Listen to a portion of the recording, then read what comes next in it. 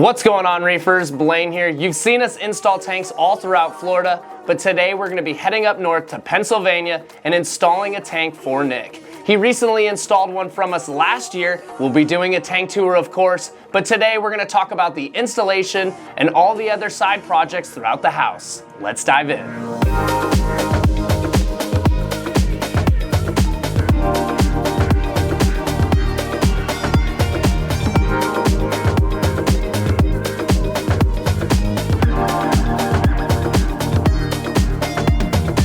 The journey started back at the retail store where we met up with Derek and began loading his truck and trailer with everything we'd need for the install up north. The massive sump system, custom stand, and 800-gallon tank took up every bit of space we could use for transport.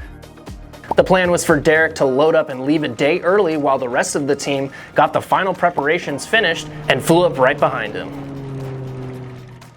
All right, reefers, we've made our way up to Pennsylvania. It's been a long travel day, but it's nice and early in the morning. We're waiting on Derek to arrive to drop off the tank. And then after the tank gets here, we're gonna work on getting it into the client's house. After that's all done, we'll get everything else inside, do a little bit of prep work, some other work on some of the tanks you're gonna see here in the near future, and then we'll come back here bright and early in the morning and get right to installation. Let's get into it. Once Derek arrived, we began getting everything ready to move into the house. We got the stand inside and got our first look at the area of the living room Nick had prepped in advance. The plan was for all the plumbing on the system to be hidden in wall and lead down to the basement where the sump and other systems plumbing would be set up and waiting. The next thing that needed to be done was getting Nick's front doors moved out of the way. The tank was going to need all the room it could get to be moved inside. Along with the tank, Nick was getting an entire custom rockscape made by Kevin. So to both keep it safe while traveling, and so the team would have a good idea where the scape is meant to go in placement, we placed it in the tank and covered it in with spray foam. While this made travel and setup easier, the extra weight made it very difficult to move around, and the team had to move slowly and carefully to get everything inside and in place.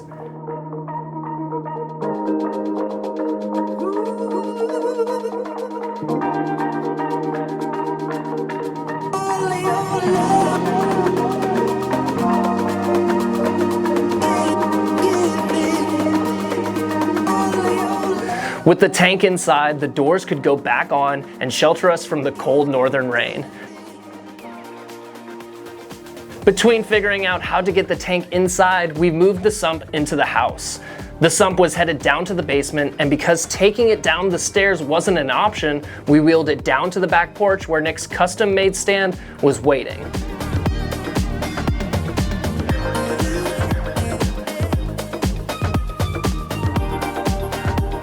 The final thing that needed to be unloaded for the day was some more custom rock work Kevin created for Nick's Predator tank. We kept this covered and in box waiting for Kevin's arrival on day 3. With that all in place, all the equipment was brought down to the sump room so that the initial organization and plumbing layout could be started by Greg and Jean.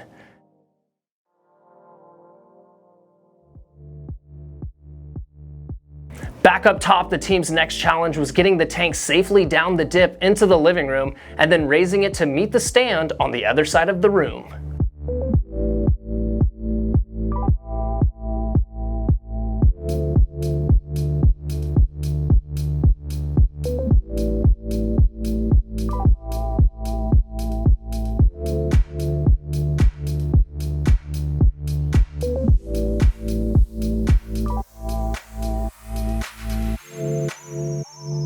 Once safely on the stand, the entire system could be lifted together and be moved from the center of the room to the portion of the wall cut away from the tank to sit against.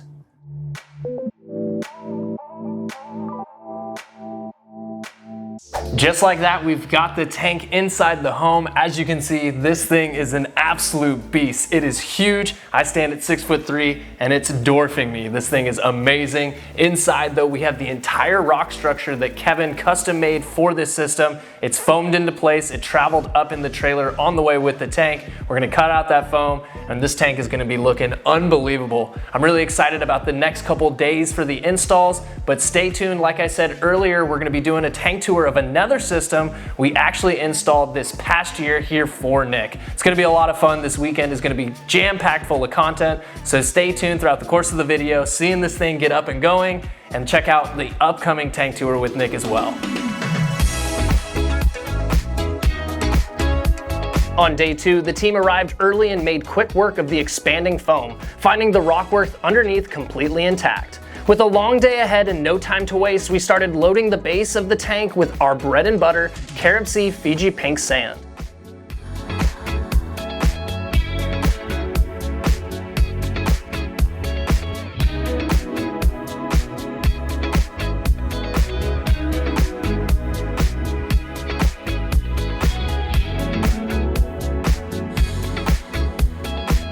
With sand laid and salt water mixing downstairs, we left the tank alone until later that evening and got to work on the other projects at the house. The team got to unpacking the Sump equipment, which included 3 floss rollers, 2 clear water scrubbers, 3 Neptune dose pumps, and a ton more top-of-the-line gear. Along with the 2 we'd installed, Nick had almost half a dozen other tanks and a huge network of plumbing and sumps to run them. Most of the day was dedicated to this secondary maintenance and setup for the sump. This was also the scheduled day for the Aperture facility tour. If you haven't seen that video, check it out. So let's cut to a few hours from now when we started filming again.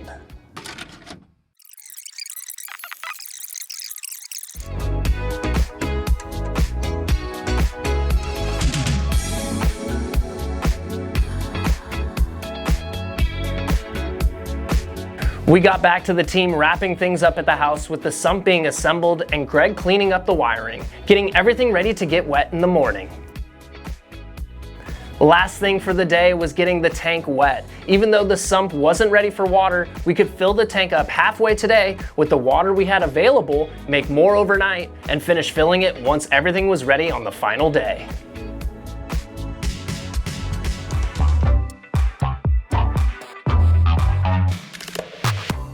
The final day had come and we wasted no time prepping for Kevin to arrive. We unboxed the second Aquascape and started getting it ready for the Predator tank.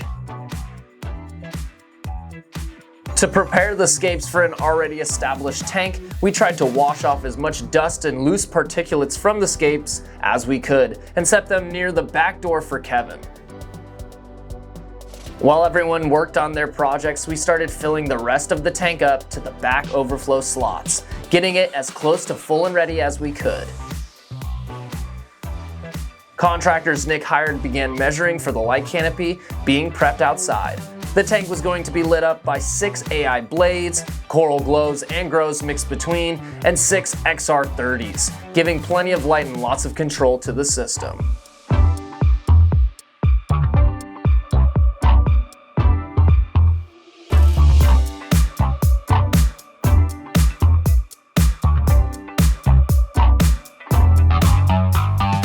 Both everyone from our team and the construction team had to help get the completed canopy up over the tank.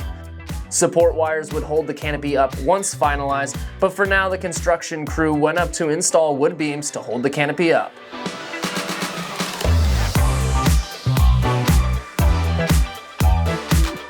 We've gotten the canopy finally up on top. It's gonna be a floating canopy setup. As you guys can see, we've got all the light fixtures inside. We've got blades, we've got XR30s, and what we're starting to do now is getting all the wire management together.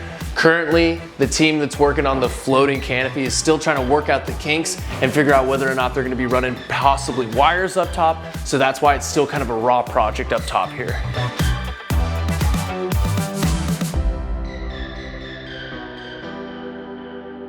With Kevin now on site, he could get a look at Nick's Predator tank and begin its renovation process.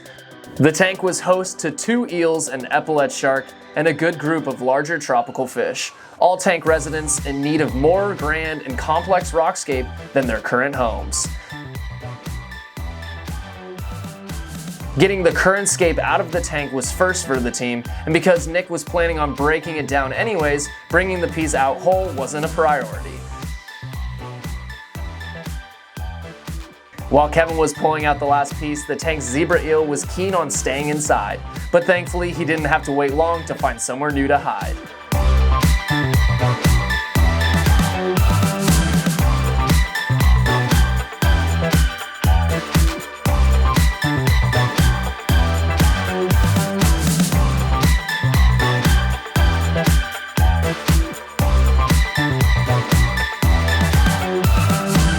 Along with the main 3 rock structures, Kevin also made 2 arches that connected the scapes and made everything look seamless.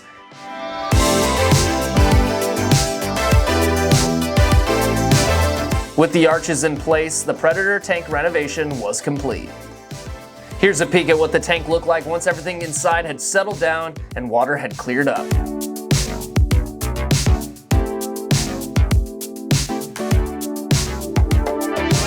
As the Predator tank was finished, Greg was on the other side of the house getting the sump wet and ready to roll.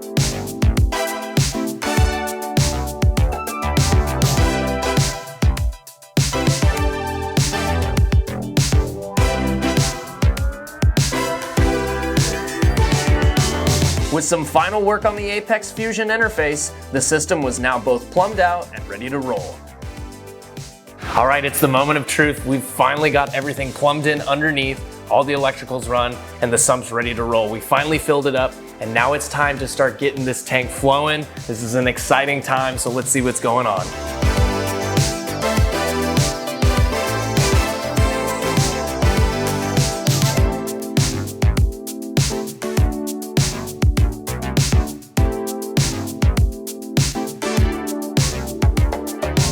The system was finally up and running, and with that, the team was ready to wrap up and call the installation finished.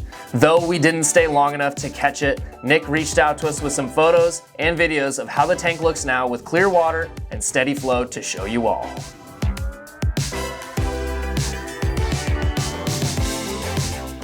All right guys, we are all wrapped up here on site. This has been a total blast this weekend. First of all, I want to say thank you so much to Nick and his family for allowing us into your home, allowing us to work on your systems, and trusting us from Top Shelf Aquatics. Big shout out to the team though, you guys crushed it this weekend. Everyone involved, the systems look amazing, the brand new Aquascape looks unreal, and this has been a total blast. I want to hear down in the comments below what you guys would add into the new tank, and also what you think of the Predator tank's new Aquascape. Big shout out to Kevin though, that thing is fantastic. If you guys have hung out all the way till the end, I want to say thank you so much. Be sure to like, subscribe, and hit the bell notification so you don't miss out on any future uploads.